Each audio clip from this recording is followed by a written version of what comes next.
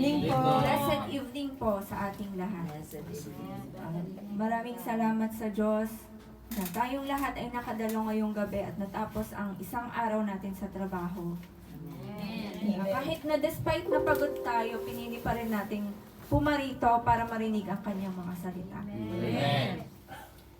So, yung laging kinakabahan kapag kunwaring pinapatay sa harap or kunwaring naaatasan na magsalita, siya yung inatasan ngayon ng banal na Espiritu para magsalita. Amen. Pero sabi sa akin ni Lord, sabi sa akin ni God, huwag kang kabahan. I want you to enjoy this moment. I want you to I want you to enjoy my presence, and tonight let us all enjoy His presence. Amen. So ngayon po ang pag-uusapan natin ngayong gabi ay siguro lahat naman po tayo dito ay at some part of our life makaka-relate tayo kasi minsan nung siguro hindi pa tayo Kristiyano, may mga plano tayo na or may mga pagkakataon na sinusunod natin yung will natin. So ang pag-uusapan po natin ngayong gabi ay surrendering everything to God or surrendering my all to the Lord. So ngayon po, naranasan nyo na ba na makipaglaban sa isang sitwasyon na akala mo may papanalo mo siya, nakatuwang mo lamang ay yung sarili mo? Amen. Meron po bang ganon? Amen. Siguro meron sa mga taong ma-pride, di ba? Akala nila kaya nila, akala nila hindi nila kailangan ng kahit na sino, even God, akala nila hindi nila kailangan ng tulong ng Panginoon. Pero at the end of the day, you will fail. Diba? So, yung mga pagsubok na to, yung mga plano natin sa buhay, minsan hindi tayo sure kapag ginagawa natin siya, kung mag-work ba or hindi. Kasi nga, minsan yung kagustuhan natin, pinipilit natin or fina-force natin mangyari kasi may tiwala ka sa sarili mo. So, despite na ilang beses ka mag-fail, paulit-ulit mo pa rin siyang ginagawa kasi nga kagustuhan natin siya, kasi nga plano natin siya. Hindi tayo pumapayag minsan na bitawan na lang siya or let go kasi nga ito yung plano mo ito yung gusto mo nang ma-achieve, ito yung goal na gustong-gusto mo. Kaya sa kagustuhan mong ito, patuloy mo siyang pinagtatrabahuan, patuloy kang nagbibigay ng effort, and despite na paulit-ulit din yung nagiging resulta, hindi ka tumitigil kasi nga gusto mo siya. So paulit-ulit din tayo dito. So ayun nga, sinubukan mo siyang pagtrabahuan, sinubukan mo siyang pagpaguran, maglaan ka ng matinding effort para makamtan yung goals mo, but sometimes we have plans that we work on that at the end of the day, it's not working. None of our efforts are working, na kahit na pinagpapaguran naman natin siya, kahit na ipakita natin sa mga tao or sa Panginoon na, Lord, nag-e-effort naman ako, bakit yung plano ko hindi umaayon sa kagustuhan ko? Bakit yung mga resulta ay paulit-ulit din na imbis na mag-upgrade, nagda-downgrade lang siya? So, none of your efforts are working. So, ang ginawa mo, hindi ka tumigil. Naghanap ka pa rin ng solusyon sa sarili mong kakayanan. Kasi nga, di ba may mga plano tayo na sometimes we prepare for it. We have plan A, we have plan B, we have plan C. Kapag kunwari hindi gumana yung plano na to, we jump out on plan B. Pag hindi pa rin gumana, we jump out on plan C hanggang sa kung ano-ano ng plano yung nagagawa natin. Pero yung result are, yeah, the same. Yeah. Amen. Amen.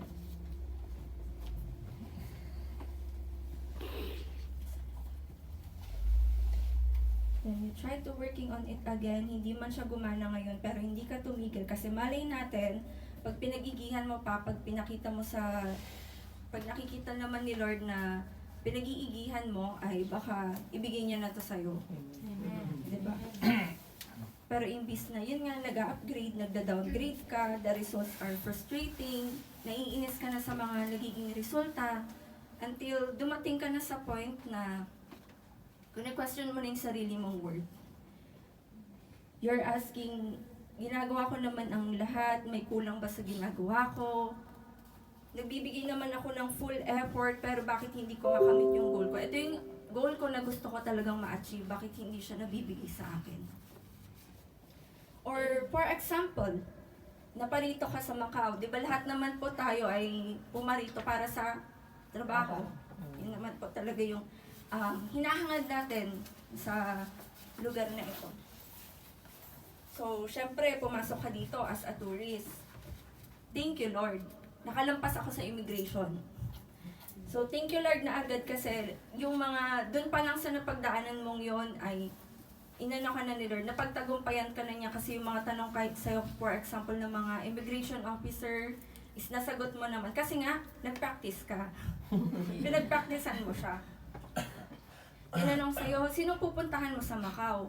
Kasi nga pumunta ka doon as a tourist. So sabi mo, yung family ko po, yung friends ko, yung tita ko, yung mama ko, yung parents ko, whatsoever. And then, sila din yung sponsor mo from accommodation and all. From your ticket, ganyan. And then, yung mga tanong sa'yo, walang labis, walang kulang, lahat ng yon nasagot mo. Anong gagawin mo? Then baka naman mag-a-apply ka ng trabaho, sabi ganun sa'yo. Sabi, hindi po, magtutour lang, sabay pakita mo ng plane ticket mo, back and forth, pero 2 weeks nang nakalipas, nandito ka pa rin. Then finally, you are here, you arrive here, safe and sound. Thank you sa Panginoon na nandito ka, ligtas. At sabi mo sa sarili mo, finally, dito ko na masisimulan i-build yung mga pangarap ko sa buhay. Kasi nandito ka na sa lugar kung saan mo sisimulan lahat ma-achieve yung goals mo. Now, during the days that you plan to go here, plan to apply a job here, how are you now? How was the journey so far? Paano po yung mga naging journey nyo? Amazing daw, sabi ni Ate Len. Kayo po, paano po yung naging journey ninyo? Do you still remember when you first got here, kung paanong exciting lahat-lahat ng bagay? Kasi nga, pumarito ka, lahat ng mga bagay sa'yo bago, and then, yung eagerness, yung determination na nandito ka na, makakahanap ka na ng trabaho, di ba, nakaka-excite po. Kasi nga, ayun na, mag-uumpisa ka na sa bago mong journey. Hindi ka rin naman sasabak sa isang gera na walang bala. I mean, hindi ka naman pumarito ng walang alam or wala kang experience from kung saan ka nang galing. Maybe something like that. So, ang dami mo rin napagdaanan sa dati mong trabaho. Alam mong, kaya mong sabayan yung mga tao dito, yung mga Chinese, ganyan. Kung kaya ng mga Chinese, kaya ko rin. Kasi Pilipino ako eh, masipag ako. Kaya ko, kung kaya nila, mas kaya ko. And proud na proud ka nga sa sarili mo nung nandito ka na. Parang, yung pangarap mo before na makarating ka dito, unti-unti mo nang nakakamit. Something like that. Amen. Now, let's go back to these situations where we have been through before na nakaya natin without relying on anyone but ourselves. When we follow our own plan, kahit na ilang beses tayong nag-fail. Sino po ba dito yung dating hindi pa Kristiyano na naniniwala sa sariling kakayanan? Amen. Lahat. Amen. Lahat daw, sabi ni Amen. Yung kahit na nagdadasal ka, pero this is how you pray, Lord, gabayan mo ako sa magiging desisyon ko. Diba? Because you rely so much on yourself. So, we ask for guidance, but still, we follow our own will. Amen. We ask for answers, pero kapag binigay na sa'yo ni Lord, yung malaking no or yung rejection, nagbibigay-bigihan ka. Nakatakip yung, dalawang tenga mo may nakabara. May headphone. Oo. At some point of our life, siguro meron tayong ganitong attitude kung saan pinapakita na sa atin ng Panginoon yung malaking no or sinasabi sa atin ng Panginoon na your plan will not work, something like that. My plan is better than what Your you plan. what you want, What you plan? what you plan. Yeah. Your plan, my plan is better than what you want. Pero nagbibingi-bingihan tayo. We all have been in this stage where we fight our battles when we follow our own will. And ayun po. Let us read the book of Romans, verse 12, chapter 12, verse 1 to 2. Ang sabi po dito, kaya nga mga kapatid, nakikiusap ako sa inyo alang-alang sa maraming pagkakataong kinaawaan tayo ng Diyos. Ibigay ninyo sa Kanya ang inyong mga sarili bilang mga handog na buhay, banal, at kalugod-lugod sa Kanya. Ito ang tunay na pagsamba sa Kanya. Huwag ninyong tularan ang mga pag-uugali ng mga tao sa mundong ito. Hayaan ninyong baguhin kayo ng Diyos sa pamamagitan ng pagbabago ng inyong mga isip para malaman ninyo ang kalooban ng Diyos. Kung ano ang mabuti, ganap, at kalugod-lugod sa Kanyang paningin. Tayo po ay manalangin. Mahal na Diyos, Panginoon, kami po ay nagpapasalamat sa gabing ito na kami po ay narito ngayong gabi para po kami po ay makaparinig ng inyong mga salita. Lord, gamitin po ninyo ako sa inyong ngayon dito sa harapan ng aking mga kapatid para po ihayag ang inyong mga salita, Panginoon. Ilayo niyo po kami sa anumang kalaban na magpipigil sa inyong mga salita na dumalay sa aking mga bibig, Panginoon. Hayaan niyo pong buksan ang aming mga puso at isipan, Lord, Panginoon, para po ma-absorb namin ang lahat ng inyong gustong sabihin, ang inyong mga gustong gawin sa aming mga espiritual na buhay, Panginoon. Maraming salamat po, Lord, sa buhay ng aking mga kapatid, sa buhay ng aming mga pastora, sa buhay naming lahat, Panginoon. Ibinabalik po namin sa iyo ang papuri, pasasalamat. In Jesus' name, Amen. Amen.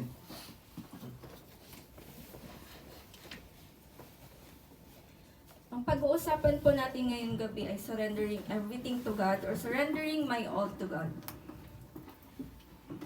Meron din po akong i-share na 3 points. So, ito po ang una kong puntos. Ang una ko pong puntos ay to surrender yourself completely to God and let go of our own will means He shall increase while we decrease. Ulitin ko po, to surrender yourself completely to God and let go of our own will means He shall increase while we decrease. So parang, kunwari, ito po tayo dati, ito siya, ito tayo. Parang imbis na nandito tayo sa likod niya, ang ginagawa natin, inuunahan natin siya.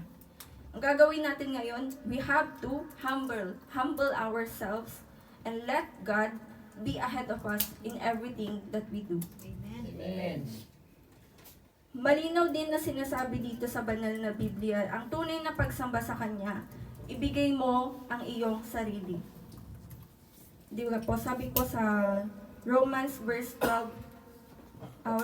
chapter 12 verse 1, ibigay ninyo sa Kanya ang inyong sarili bilang mga handog na buhay. Ito ang tunay na pagsamba sa Kanya. Amen. Surrender yourself to God. Pag sinabi po kasing surrender yourself completely, lahat-lahat ng sayo, lahat ng ikaw. Walang makakatakas, ultimo hibla ng buhok mo sa Panginoon yan. Sorry po. Wala nang buhok na bigay na lahat sa Panginoon. May kilay pa. Surrender everything to God. All your battles, all your worries, all your frustrations, all the things that keeps you sad, desperate, tired, weak until you have nothing to give anymore. Surrender. When you have no energy to fight anymore, surrender. Amen. The fight is not yours. The fight is for Him. Amen. And before you even know, bago mo pa nalaman, bago pa ito dumating sa'yo, bago pa dumating yung pagsubok sa'yo, nanalo na siya. Amen. Naipanalo ka na niya. Because He is the Lord, is strong and mighty, the Lord victorious in battle. Amen. Amen. Ano po ito? Psalms 24 verse 8 po ito. Ang sabi doon, because He is the Lord, is strong and mighty, the Lord victorious in battles. So, di ba, sino ka para hindi mo rin isuko sa Kanya yung mga bagay na hindi mo na kayang ipaglaban? Amen. Napapagod ka na eh. You have to humble yourself now. So you have to surrender everything because you have to humble yourself now because kung hindi mo man nakakaya siya, questionin mo pa ba yung kakayanan ng Panginoon? Amen. If you know the song, what a beautiful name it is. Meron po sa bridge doon, ang sabi niya, you have no rival. Sabi po niyang ganyan. Tuloy. So sabi po doon sa first 4 words niya, you have no rival. Wala kang kalaban, Panginoon. He has no rival. Wala siyang kalaban. Kahit anong kalaban pa sa kanya ng kalaban, hindi sila mananalo because He is the strong and mighty Lord who is victorious in battles. Amen. So sino tayo para hindi isuko sa Kanya ang laban na hindi naman natin kayang ipaglaban? We must listen to God's voice, His will, to know His will for us. Kasi hindi naman po totoo na kaya nating i-handle yung situation nang hindi tayo nagre-rely sa ibang tao or nagre-rely mismo sa Panginoon. Amen. Most of the time, if we ask for a hand, if we ask for a help, God will use other people as instrument to help us or to help who's in need. Amen. Ibibigay sa iyo ni Lord yung taong nararapat na tulungan ka sa pinagdadaanan mo. Now, what God is trying to tell us in this situation is for us to trust Him. The reason why I choose this topic then to surrender everything, my everything to God, surrendering my all to God, kasi po, sobra-sobra din ako nakaka-relate dito. I remember myself, before I got here, from last year, basta, siguro mga year 2020, mga ganon. And last Tuesday, nasa trabaho ako, break ko nung time na yun, nagkasabayan kami ni Ate Mendel. And then, sabi ko sa kanya, ate, tulungan mo naman ako sa magiging topic ko. Then, she gave me advices. Advices na talagang may napulot din akong aral. After that, nung nakauwi na ako, nag-message ulit ako sa kanya. Humingi ulit ako ng advices. Alam nyo, grabe niya ako tinadtad ng advices. Si ate yung sinasabi ko na kapag humingi ka ng tulong sa isang tao, ibibigay sa'yo ng Panginoon kung sino yung nararapat na tulungan ka. Amen. And then, the time na ginagawa ko na yung magiging topic ko ngayong gabi, nag-work na ako sa magiging topic ko. Nag-open muna ako ng TikTok kasi ganun naman tayo. Kapag ko na rin may gagawin tayo, uunahin natin minsan yung social media. So ako po, ganun po ako, guilty po ako. So ayun po, nung nag-open ako ng TikTok, meron ako napanood na video about surrendering everything to God. And then, nung napanood ko siya, nakarelate ako sa kanya. Actually, meron akong first topic na dapat, yun yung pag-uusapan natin ngayong gabi. Pero nung napanood ko tong video na to, sabi ko, Lord, nakaka-relate ako dito. Parang mas ma-express ko pa yung sarili ko dito sa magiging topic kung gagamitin ko itong topic na to. Kaya, ito yung pinili ko ngayon.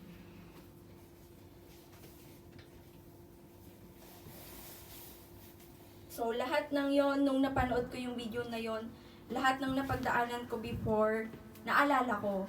Pero alam niyo yung pagkakaalala ko is, hindi ako yung nalungkot, pero nagpasalamat pa ako kasi nangyari yung mga napagdaanan ko from before. Kasi ngayon, meron ng clarity. Diba? Malinaw na kung bakit nangyari yung before, and then naiintindihan ko na siya kung bakit siya nangyari. Kasi kasama pala sa plano ng Panginoon na matuto tayo. Amen. Amen. Amen. Kasama sa plano ng Panginoon na at some point of our life, kung tayo man ay meron ding sariling plano, hindi siya papayag na hindi tayo matuto dito. Kasi ang gusto niya, kapag nasaktan tayo sa naging plano natin or sa napagdaanan natin before, dapat we are renewed or we are born in different way. Hindi yung you do the same thing over and over again, but still, you are the same person as yesterday. Siguro the reason may paulit-ulit tayong nasasaktan sa sarili nating mga plano or sarili nating will, sarili nating kagustuhan ay dahil gusto tayong i-remind ng Panginoon na surrender everything to me for I have better plans for you. Before the pandemic, actually may plan na rin kaming pumunta dito sa Macau. That's year 2020. Diba? Oo, January yon, year 2020. And then may plan na kami pumunta dito noon. Pero nawala yung plan na yun nung nag-pandemic. But imagine, paano kung nandito kami? Anong mangyayari sa amin? Baka wala pa kaming trabaho na na-stuck pa kami dito or hindi naman sa inihingi. Paano kung yung virus is inatake rin kami, yung mga katawan namin, di ba? Ganun. So it is clearly, God is telling us, no, this is not the time. Something is going to happen. Something bad is going to happen at inilalayo lang kita sa trahedyong ito. Amen. Ayon ng Panginoon na masaktan tayo sa plano natin. Be thankful. Siguro meron tayong hindi nakikita, na nakita niya na in the future, pwedeng makasakit sa atin, kaya nilalayo niya na tayo sa plano na to. Or yung plan natin hindi nag-work. Kung tayo man ay may hinihintay, hindi man natin siya maintindihan sa ngayon kung bakit siya na hindi natuloy or hindi nangyari, hindi naman ibig sabihin nun na hindi na talaga siya mangyayari. Siguro, it's not yet the time. Yes. Amen. Amen. Amen. So kung tayo ay may hinihintay na pagkakataon, huwag tayong mainip. Instead, we have to be grateful because there is a reason why hindi pa nabigay sa atin to ni God. Dahil minsan or madalas, gusto niya preparado tayo. Amen. Gusto niya prepared tayo. Kasi minsan may mga pagkakataon na ayaw niyang masayang lang to kapag binigay niya sa atin. Paano kung may gusto tayo? Paano kung may pinagdasal tayo sa Kanya? May hiniling tayo or nagplano tayo, then binigay niya sa atin, pero hindi pala tayo prepared. E di sayang lang, naitapon lang natin yung blessing na binigay niya. Amen. Gusto niya kapag kunaring binigay niya na sa atin yung desire natin or kagustuhan natin, dapat walang masayang. Dapat handa ka na. Amen. You are fully prepared. Ayun. Gusto niya, you are fully prepared. Gusto niya handang-handa ka na. Pag nakita niyang handa ka na, o eto ha, babato ko na sa yung kagustuhan mo, saluhin mo. Ganun. Amen. With arms wide open, you say, Lord, thank you. Thank you, Lord. Kasi paano din kung natuloy kami dito nung pandemic, di ba? Anong magiging buhay namin noon? Paano kami that time? Thank you, Lord. Kaya pala hindi mo ako tinuloy sa trabaho na to. Kasi magsasara pala yung company. Thank you, Lord. Kaya pala hindi mo ako tinuloy dito sa Macau before. Kasi magkakaroon pala ng pandemic. Kaya pala naghintay ako ng ilang taon because you are preparing me for something big. Thank you, Lord. Napakabuti mo, Panginoon. Sometimes, we have to let go of so many things. But one thing I'm sure of, kung gaano kadami yung nilet go mo, kung gaano kadami yung bitawan mo, mas marami pa yung kayang ibalik sa iyo, Panginoon. Amen. More blessings, more abundance, more joy, most of all, ang kaya pang ibalik sa iyo ng Panginoon ay yung peace, kapayapaan. Amen. Amen. This peace is so great na hindi maiintindihan ng ibang tao kahit na nasa kasagsagan ka ng trials, kahit na nasa gitna ka ng maraming pagsubok sa buhay, meron ka pa ring peace of mind. Yes, indeed. You still find peace because you have Jesus. Amen. Now that you surrender everything completely to God, pag may kagustuhan ka, kapag may plano ka, kapag may hinihintay ka, you are now waiting differently. Different in what way? You are waiting with peace in your minds and peace in your hearts. Amen. And your faith is much more stronger than before. Let the Lord align everything for you to be on the right path, to be on His path. For us to be directed to Him. Let us follow His way. Let us remind ourselves na hindi tayo nag-iisa. Lahat naman tayo may gustong mag-succeed, may gustong ma-achieve na goal, gustong umangat sa buhay. But kung ang kagustuhan natin ay pansarili lamang, aalisin ni Lord sa atin to. If we follow His way, lahat ng bagay na dati hinahabol natin, tayo na ang hahabulin. Amen. Kung ang dati mga bagay na pinipilit natin, ngayon kusa na siyang dumadating. Kung yung dating mga bagay na minimithi natin ngayon, minimithi natin before, ngayon natatanggap na natin. Kasi hinayaan mo na siyang manduhan yung buhay mo. Amen. Hindi mo na kinokontra yung kagustuhan ng Panginoon. Amen. Sa number 2 na po tayo. Now that you fully surrendered yourself to God, you will learn to walk with God every day. Number 2 po, you will learn to walk with God every day. Ang sabi nga sa Romans chapter 12 verse 2, huwag ninyong tularan ang mga pag-uugali ng tao sa mundong ito. Hayaan ninyong baguhin kayo ng Panginoon, ng Diyos sa pamamagitan ng pagbabago ng inyong mga isip para malaman ninyo ang kalooban ng Diyos, kung ano ang mabuti, ganap, kalugod-lugod sa paningin niya. Magpabago tayo ng pag-iisip. Hindi lamang ito, at hindi lamang let God renew our soul. In this way, we will know God's will. Kasi nga, ang sabi dito, pag nabago yung pag-iisip natin, malalaman natin yung kalooban ng Diyos. More importantly, when we learn to walk with God every day, we become more like Him. Amen. We will understand everything, that everything also happens for a reason. We have assurance. Kahit na may pinagdadaanan tayong trial sa ating buhay, we have assurance because His presence and power lives in us, and we can face and endure trials because we know that God never leaves us. Amen. When I got here, akala ko din noon magtutuloy-tuloy na siya. Akala ko dito ko na rin mapaprocess yung papel ko sa trabaho. Pero pinauwi ako sa Pilipinas. But before akong umuwi, I am renewed. I am so thankful for my parents kasi sila yung dahilan kung bakit merong grace na nagsasalita ngayon sa harap ninyo. Amen.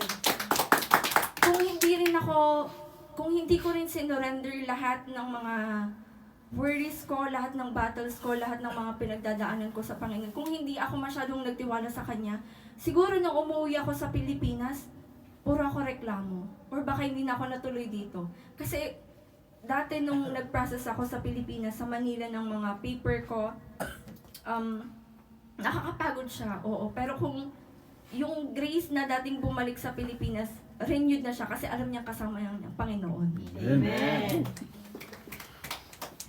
Nag-worry din ako before, syempre hindi rin mawawala yun, pero mas inon ako manampalataya sa Panginoon. Amen.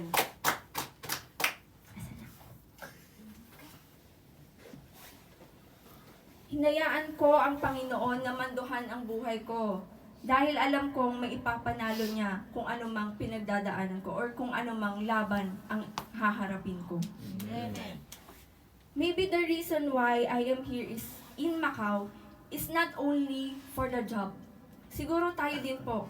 The reason why we are all here in Macau is not only for the job, Amen. but also because of Him. Amen. Surely, 100%. Kasi ako before nung nasa Pilipinas ako, siguro simula nung naipanganak ako sa Pilipinas, hindi ako ganito. Hindi ko rin inasahan na tatayo ako sa harapan, maghahayag ng salita ng Diyos. Never. Only here. So maybe the reason why God brought me here is because of this. Ito yung binago sa akin ng Panginoon. Amen. Ito yung tunay na achievement ko from last year at achievement ko habang buhay. Amen. So, mga kapatid, na bagong dating dito sa Macau or yung mga naghahanap ng mga trabaho, allow Him to come to your life first. And whatever you desire in life, He will give it to you. Amen. Mahahanap mo sa Kanya ang tunay na pahinga. At kay sarap sa pakiramdam, pakinggan, at unawain ang Kanyang mga salita. Dahil nandito ang tunay na pahinga. Amen. You have found your refuge in Him through His words. Nakakatuwa pa kasi yung dati kong agency sa Pilipinas, yung nag-assess sa amin, kaya ko din nasabi na, Lord, ito na talaga yung trabaho na para sa akin. Yung agency po, yung pangalan niya is God's Will. Imagine, parang before na nag-worry ako kasi paano kung hindi pala siya matutuloy. Pero nung sinurrender ko lahat sa Panginoon, lahat ng mga kagustuhan ko at mas lalo na yung kagustuhan niya para sa akin, nag-a-align na. Kusa na rin siyang dumadating sa akin. Lahat ng blessings, lahat ng abundance, most especially yung peace of minds. Yun ang Amen. pinaka-importante sa lahat. Amen.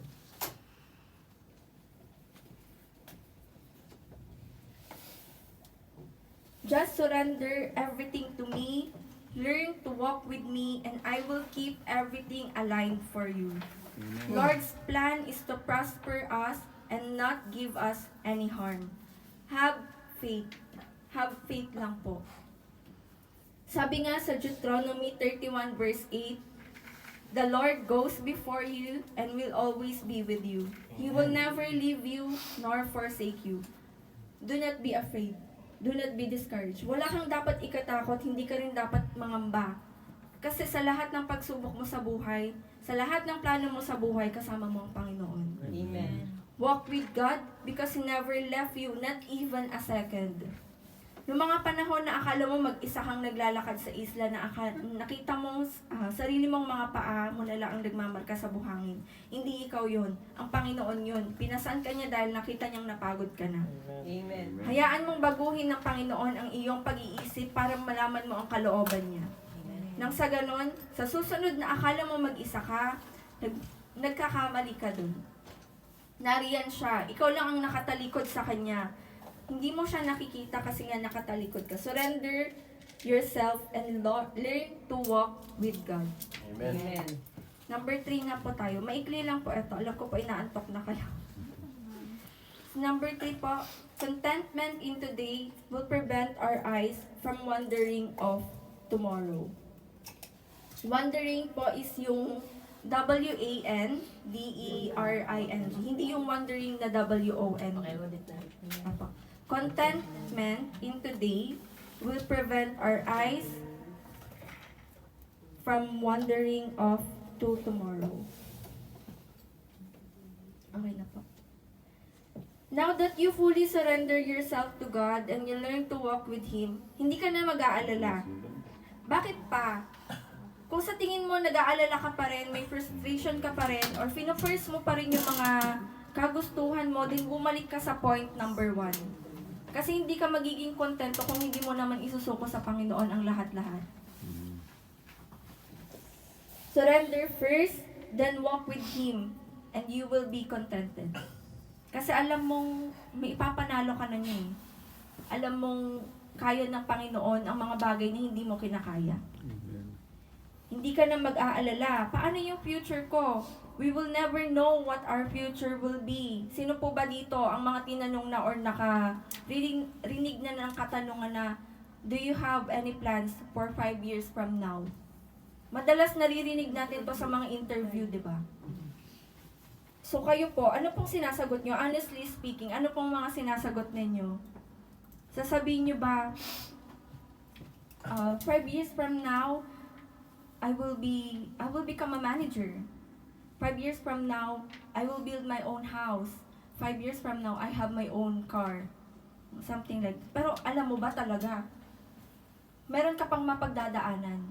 Hindi mo alam kung yung mga mapagdadaanan mo is magagawa mo rin yung kagustuhan mo in the future. Amen. Wala namang masama kung ma-achieve mo ito or masagot mo ito yung mga goals mo, walang mali doon. In 5 years from now, may mga ganyan ka na, walang mali doon.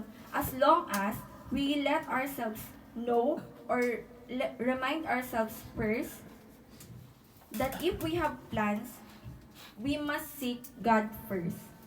Amen. Tanungin muna natin siya, Lord, gusto niyo ba ito para sa akin? Then we will know the answer. I can testify that I am a living proof na may suko kang lahat-lahat sa Panginoon, nang matuto akong lumakad kasama siya araw-araw, nang matuto akong makontento. Lahat ng binitawan ko ay siyang higit pa kung anong pinagdasal ko. Amen. Lord, this is more than what I prayed for. Mga kapatid, kayo din ba? Is this more than what you have prayed for? Let us give thanks to God most of the time, every time.